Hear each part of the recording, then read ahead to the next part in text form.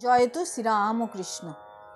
কথামৃতের একটুখানিতে আজ এই পর্বে আলোচ্য বিষয় হলো প্রথমে ঈশ্বর চুম্বক আর ভক্ত সূচ, শেষে ভক্ত চুম্বক আর ঈশ্বর সূচ।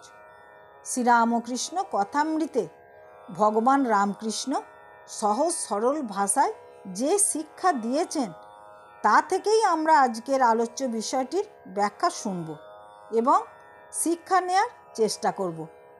তো আপনাদের যদি ভালো লাগে একটু লাইক টাইক করে দেবেন, শেষে একটু সাবস্ক্রাইবও করবেন। চলুন শুনতে থাকুন।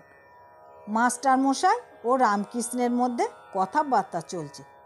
রামকৃষ্ণ বলছেন, যে শুদ্ধ ভক্ত সে ঈশ্বরের ঐশ্বর্য দেখতে চায় না, সে ঈশ্বরকে গোপালভাবে দেখতে চায়।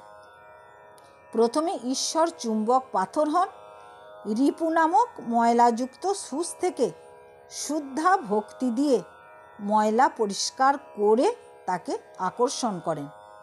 এরপর ওই ভক্ত যখন সম্পূর্ণ হয় তখন ভক্তই চুম্বক হয়ে ঈশ্বরকে আকর্ষণ করতে থাকেন, অর্থাৎ তখন ঈশ্বর ভক্তের ভগবান রূপে ধরা দেন।